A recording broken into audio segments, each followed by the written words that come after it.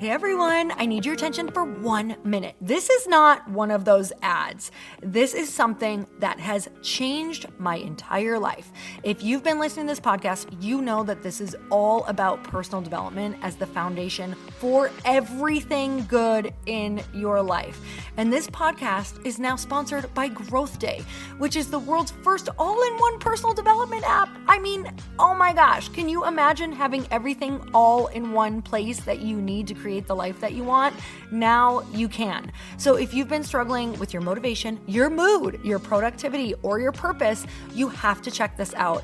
Growth Day helps you consciously change your life and achieve your potential. It has all the self-improvement tools, motivational classes, and life coaching all in one place. So many of us want to improve our lives, but the question is how? Where do we start? What do we use? How do you get unstuck? How do you make self-improvement stick? Well, research shows how. It's when you consistently journal, track your habits, set goals, learn from empowering mentors, and challenge yourself that you'll be happier, healthier, and more successful. But let me ask you something. Where do you actually do all of your personal development work? I have to tell you that over 300,000 people use Growth Day for a reason. It works. It's the world's #1 software for self-improvement. Growth Day has an amazing mindset journal that I absolutely love, a habit tracker, and a goal-setting system. In fact, I bet if you went to my stories this week, you probably saw me using the journaling app and telling you to do it too, because it's the first time that journaling has ever actually stuck consistently in my life because of this app. And best of all, Growth Day has live inspirational classes every single week from the world's top motivational speakers and life coaches. These are people who have impacted my life in huge ways. These are mentors who I already knew and loved. In fact, this is something that's so huge for me, you guys. I personally teach a class in Growth Day every single month, and it is one of the most fun things that I get to do, and I'd love to see you there. These classes will truly shift your life. There's always something new that you will learn. So join me and 300,000 achievers growing our lives with actual real intention. Visit growthday.com/Lori for a free trial. Yes, you can try this for free. So go to growthday.com/Lori and go live your best life. You guys, that's growthday.com/Lori. And I can't wait to see you there.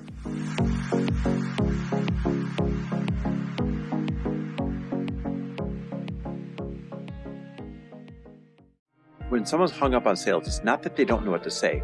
They might tell you, I don't know what to say. I don't know how to sell. Right. But it's actually has nothing to do with not knowing what to do. It's not having the energy of this is the right thing because of the right reason. They haven't found their story yet.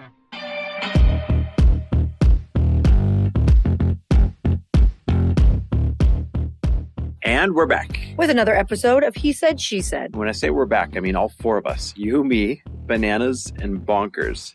I've been getting so many people that are either DMing me or like I'll be on a Zoom with them and they listen to the show and they're like, oh, by the way, we love that you just like leave the dogs there. You're just owning it. It makes it real life. Oh my God. Right now, before they are trained, which they're going to training, they're going away to camp for a little 5 weeks while. Of camp, by the way. Which is making me so sad. I can't talk about it. But anyway, they cannot leave us alone. It's like when we sit, they all of a sudden want to start fighting and playing. They need an audience. It's the weirdest thing. They just started it right now. Yeah, they weren't doing this a minute ago. Nope. They were laying at my feet. It's so bizarre. Anyway, how was your day? Good. I'm raising money at like a rapid pace. And the people that are investing in Frello, my new app, are the freaking best people on the planet. They are the best people. I'm so freaking proud of you. Oh my God, you guys, when you go to raise money, there's nothing quite like when you get your first person in and then the domino just starts. It is the best feeling ever. Oh my gosh. It's like when you first launch your first anything and you get that one sale that breaks the seal and you're like, okay. I'll tell you why though. I'm so confident in this. And listen, disclaimer. Startups are one of the riskier places you can place your money when you invest, right? Definitely. But I am so confident in this. I'm so confident in my business partner. I'm so confident in our team. I'm so confident in the feedback that I think when I talk about the investment opportunity, it's coming from a place of, hey, I want to bring you along and create a win for you, help create some wealth for you. The thing I love about investing in startups, and this is not what we're supposed to talk about today, but I'll just end with this. The thing I love about investing in startups is it's like you take a chunk of money, the same amount of money that you might start a little baby business with. You invest it in someone else. They do all the work. They go through all the sweat, all the blood, all the tears, all the ups, all the downs. And then when they sell the company, you get a great big windfall as if you built the company. To me, it's why we invest in 5 startups a year, and I freaking love it. Okay, that's enough about that. I've been doing a lot of mastermind coaching calls lately. People that are in my elite mastermind, they get a one-on-one touch point every other month. And this month, I'm doing the touch points. I've had 2 people talk about how sales make them uncomfortable. Yep. Like they're Definitely. good people with good products and they're selling pretty well. But when we really talk about amplifying their voice, like the truth is, I just don't like selling or I don't like being salesy. And you've come so far. I remember you couldn't sell water to a desperate person in the desert when I met you. Eskimo. You couldn't. I've never seen somebody so inept at selling something. But now you're a sales ninja. How'd you get here? Well, first of all, when someone says they don't want to sell, it's always something probably deep, probably a bit of trauma there. And you can't really just get somebody to sell by giving them a script or by saying, well, you need to sell, you put all this work in. When there's something that you're not really looking at, you're never going to be able to sell. Yeah. So you have a lot of realizations and breakthroughs first. So for me, mine was pretty darn deep. It was tied to religion, guilt, and a lot of my religion was around if you do things wrong or outside of the religion, you get shamed or, you die in Armageddon. And your religion was also like, don't make money. It's useless here on earth. So that probably Yes, it was definitely, money was actually not a good thing. Mm-hmm. It was frowned upon. You always putting it first or wanting to make it or having nice Desiring things. It, yeah. Yes, because you were supposed to store up your treasures in heaven. So for me, that was like really deep rooted, that it was bad, that it was wrong, that it was evil. And growing up, I heard a lot of, I heard in my household like, oh, rich assholes. Oh, they screwed us over. And that was the story in my head. So I associated it to being bad and people thinking I was greedy and having the wrong intentions. And it wasn't until I've had some experiences of my own where I had purchased something or gone to something that I spent a lot of money for that I realized that there were a lot of things tied to the energetics of money and the actual act of putting down money and what money got me that changed my life. But I didn't realize that until it was pointed out to me in a book, which was Secrets of the Millionaire Mind, where I had to learn about what my money story was. So even though I was doing that and having transformations, I wasn't necessarily having a transformation around money. I needed something to point it out and go, okay, you had a transformation because you paid for something. And because you paid for something, you had the transformation. And so that gave you permission internally to be like, wait a minute, I have to get people to pay for these things or they're not going to have an effective transformation. Because I realized believed in it because it happened to you. Yes. I realized that without paying money, I wouldn't necessarily show up for the thing. I didn't really follow through with the thing. I felt a lot of really positive pressure because of the money. It made me follow through. It's interesting. You're talking about when someone's hung up on sales, it's not that they don't know what to say. They might tell you, I don't know what to say. I don't know how to sell. Right. But it's actually has nothing to do with not knowing what to do. It's not having the energy of this is the right thing because of the right reason. They haven't found their story yet. Yeah. And it's not that you have to go and get a new one. If you're like, oh, I'm selling this product and I don't have my own story around it. Yes, you do. Because I do believe any of your stories that you've had can most likely always be tied to something. Can always be tied to something. I don't know. I'm trying to think of anything that seems random right now, but really being able to even look at maybe a story of somebody in your life who their story even impacted you and you realize that it was around something with money or sales or whatever.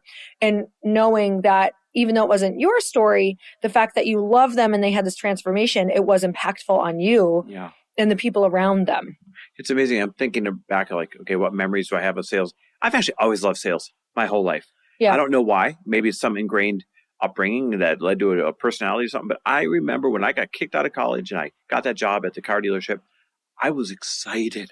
to learn the art of sales. We did this 2-week training that the dealership put on when you're new. And I was like hanging on the edge of every word and every move and all that. Why do you think you loved it? I don't know, but it feels like a sport. I get great satisfaction out of the action of it. Well, it's interesting because for you growing up, you right away were in environments where it was viewed as a good thing. Yeah. And so, you go to those sales meetings and people wanted to be the top salesperson. You're right. They were excited about meeting the person who was going to teach on sales or the special guest who was coming in. And it was really something that was like glorified. I've seen sales cause people to take a different direction than they would have if somebody did not work hard to sell them.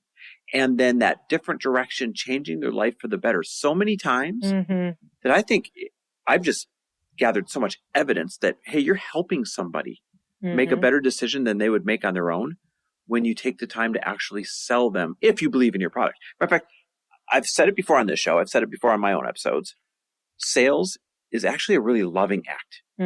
Because when you're faced with the opportunity to sell someone, you're either going to protect your own ego by saying, oh, I don't want to look salesy. I don't want to look bad. That's just really saying, I don't want this person to think less of me, right? That's protecting your own ego. Yes, you are. Or you're going to say, I don't care how it looks or what they might say about me. I'm going to set aside my ego and sell hard enough for this person to make a better decision than they would on their own without me helping to persuade them. Remember, this only counts if you really believe that what you're selling changes lives for the better. But if you do, and I'm sure everyone listening, I'm sure that's the case, then you setting your ego aside, right? How are you going to look in order to interrupt their pattern of normally not so good decision making so that you can put them on a pattern of making better decisions because you took the time to sell? That is a loving act, my friends. Hey, y'all. I'm so excited to share with you that this podcast, Earn Your Happy, is now a part of the Growth Day Podcast Network.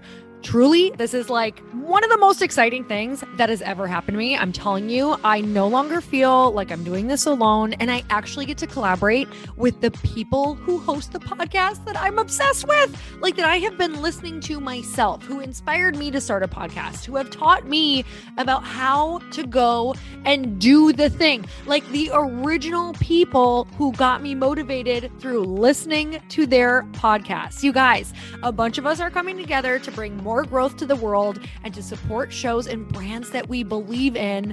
And one of my friends are also on this network, and I'd love for you to go subscribe to their show. You guys, I just had Danielle Canty on of the Boss Babe podcast. She co-hosts it with her other amazing co-host and one of my friends, Natalie Ellis. You guys, you can go check out that podcast on mine. It's episode 925, and Danielle and I talk all about burnout and how that could be showing up in your life, and most importantly, how to prevent it. But I want to tell you, if you have not gone and checked out the Boss Babe podcast yet, go subscribe, because it is one of the largest online communities for ambitious women and female entrepreneurs. And I know that if you're listening to the show, chances are that's probably you. You guys, they have 3.6 million followers and 380,000 subscribers. The Boss Babe podcast is the place where they share real behind the scenes of building successful businesses, achieving peak performance, and learning how to balance it all. Most of all, you guys, truly, these women are in my life. Danielle and Natalie are people that I text on a weekly, monthly basis when I'm like, oh my gosh, I feel stuck. What should I do? I tune into their podcast, you guys, to learn. Even though they're my friends, I am still like crazy obsessed with this podcast because I learn something new every single time I listen. It makes me be a better podcaster. It makes me be a better businesswoman. It just makes me be better and more confident out in the world because they're so real and raw. And I can tell you that in the moments where I have had horrible days, down days, I've either gone and listened to this podcast or I've texted them, because these are the people who truly get it. You want to listen to the people who are walking in the same footsteps that you are. You guys, go check out the Boss Babe podcast. You're not going to be sorry. And it's just going to like make you way smarter and you're going to have way more fun. So go check it out. So I love what you say about sales, that it's breaking patterns for people. And I look at all of the good things in my life, and it is because someone or something or a magazine or a podcast or something I saw on TV took enough time to put enough energy and effort into their marketing to stop you in your tracks and say, look at this. Yeah. And, whether it was a personal development event, that I ended up going to Jack Canfield that absolutely changed my entire life. And it was the most I had ever spent on anything up until then. It was 25 grand. We did not have that whatsoever. I remember being like, I have to go to this and we'll never afford it. And I felt like it was crazy. But I remember the marketing emails. They were so good that I was like, this is who I'm supposed to be. Yep. And if they wouldn't have taken the time to sell so well and so frequently into my inbox, I would never be where I am. I would never be talking to you. And I'm talking, they were frequently sending this email and it was all over. And I'm so grateful for the fact that they decided to get good enough at sales that it reached me. So, honest question. Do you believe that you're a better person because you learned to become good at sales? I am 1,000,000% a better person because of it. Unpack that for me.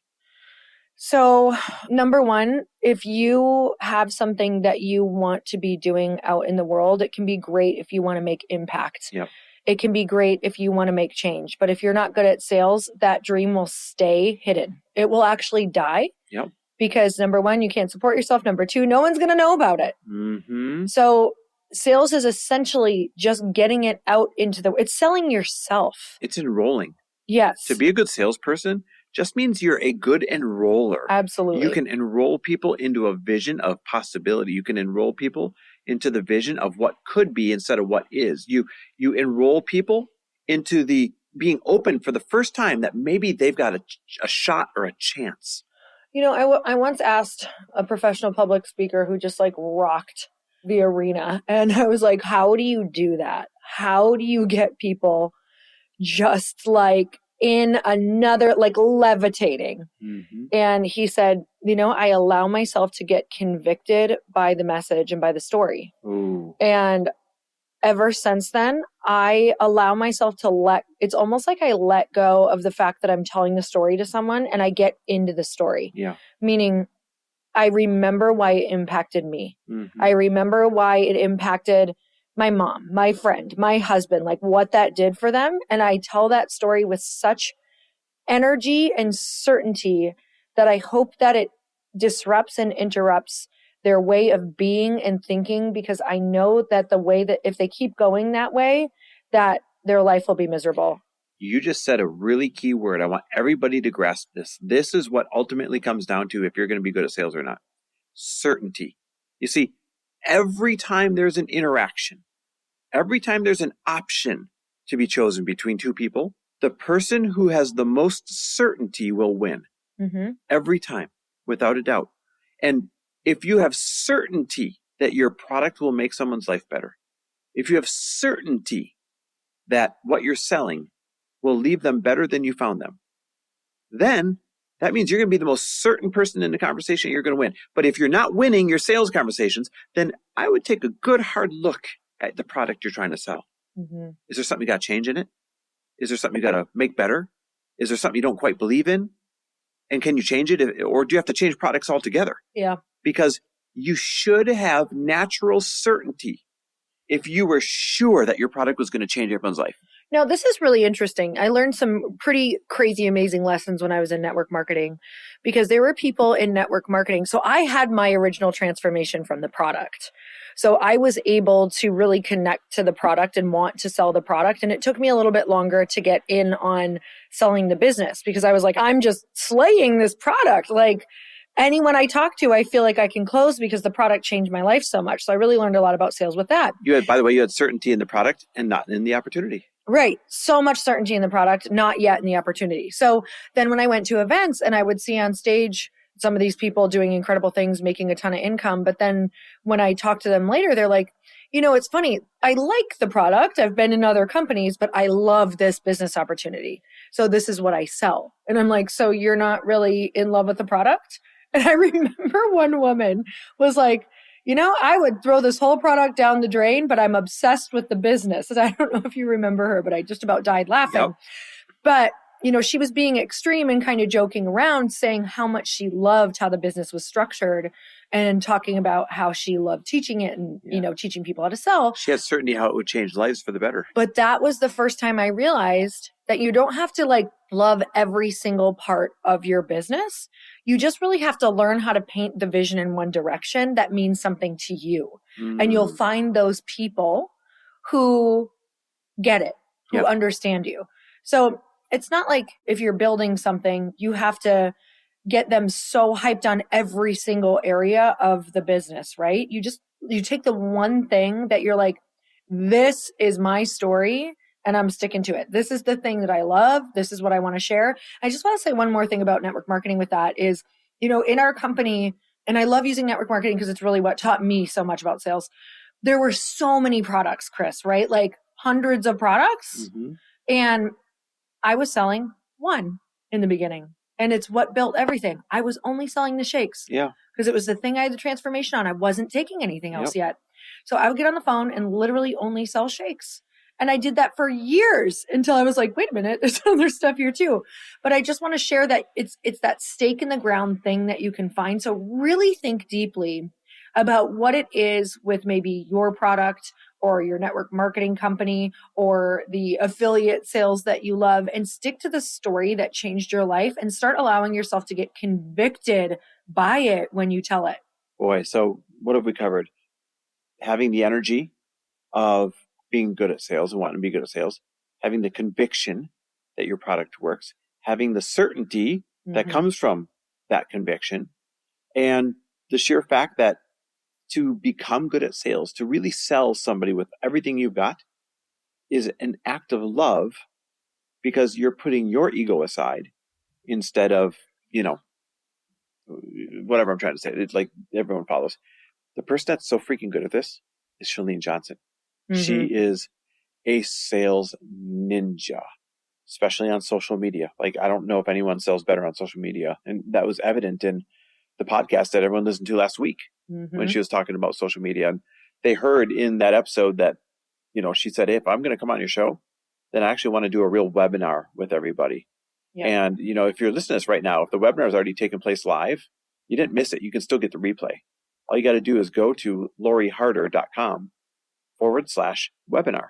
Because in the webinar, she used templates that teach you how to sell. In the webinar, she used templates how to grow your audience.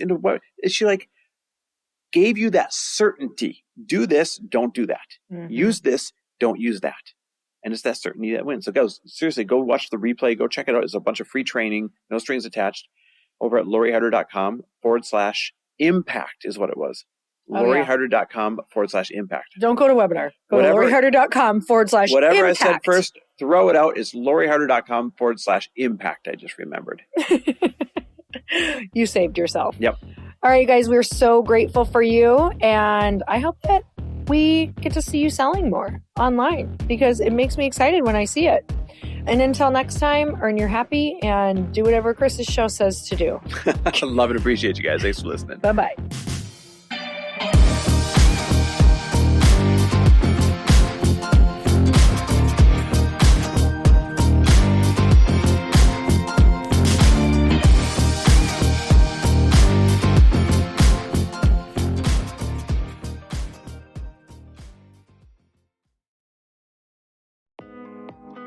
Hey, thanks for listening to the podcast. And I want to make sure that you have my phone number, and I'm not kidding. Did you know that I have a community text number? For real. My phone number is 310-496-8363. This goes directly to my phone. All you have to do is text the word daily to 310-496-8363. And I literally text you every single day, Monday through Friday. I actually just got done 30 seconds ago texting a bunch of people back, and I talk to you all of the time. You guys, people always ask me how I got my community text number and how it works. Well, all you have to do is you can just go to community.com and get your own. Community makes it easy to get a phone number that you can use to build your audience using text. People just text you at your number and they're added to your group. Then you can text them out audios, video links, anything you want. You guys, I text out happy birthday videos. I love to send podcast links, thoughts about life, book recommendations, different events that I'm doing in the local area. Texting gets me out of the noise of social media and directly into your hand. And now you can start texting your people too. Just go to community.com to get your phone number. They give you a 10-digit real phone number, not those weird short codes that look like spam, but it's more than a phone number. Your new number comes with an inbox for SMS and texting. This means you can actually manage your text list from your computer and an app on your phone. You can schedule texts to send at certain times and to certain groups. You can even set up auto replies or let your assistant or customer service team answer your text messages via Community's awesome dashboard. Just go to community.com and ask for a free demo. They'll show you how it works and get you your number. It's time to start texting your audience versus just posting on social media. Everyone uses Community for that. So go check them out at community.com. I can tell you it's not just great for communicating with my audience, but Chris and I use Community and our texts to also sell out our launches. I'm telling you, you get such an incredible response because you really are creating a true, deep sense of community. And it's so intimate. It's freaking amazing. Go check it out at community.com.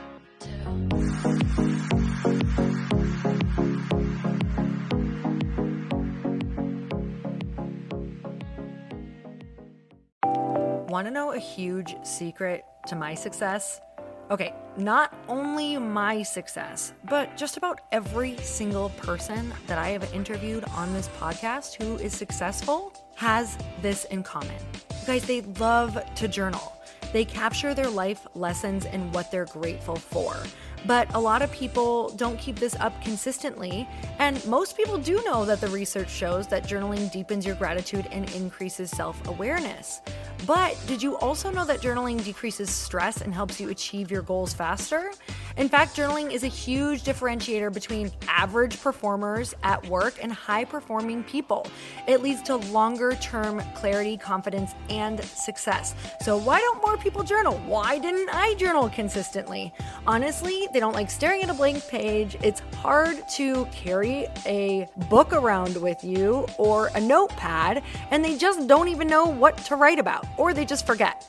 That's why I know that you're going to love Growth Day. It's the world's #1 system for self-improvement, and it's like all-in-one personal development in an app. And it has an awesome digital journal, and people love it. Growth Day's digital journal has hundreds of research-backed writing prompts for self-reflection, positive mindset, confidence building, and success. I use them all the time, and it makes me think in ways that I typically don't, and it makes me ask myself better questions, which we all know gets better results in our life. It even has prompts that help you develop a daily, weekly, or monthly habit of reflecting on your life and identifying areas to grow. So it's a perfect time of year to start journaling, you guys. When you sign up at Growth Day, you also get systems for habit tracking, goal setting, and scoring, and improving every area of your life. Best of all, I get to teach there too, you guys. I'm so excited. I hope that I get to see you. I teach live in Growth Day every single month with a new topic just for you. So join me there. Start your free trial at growthday.com/Lori.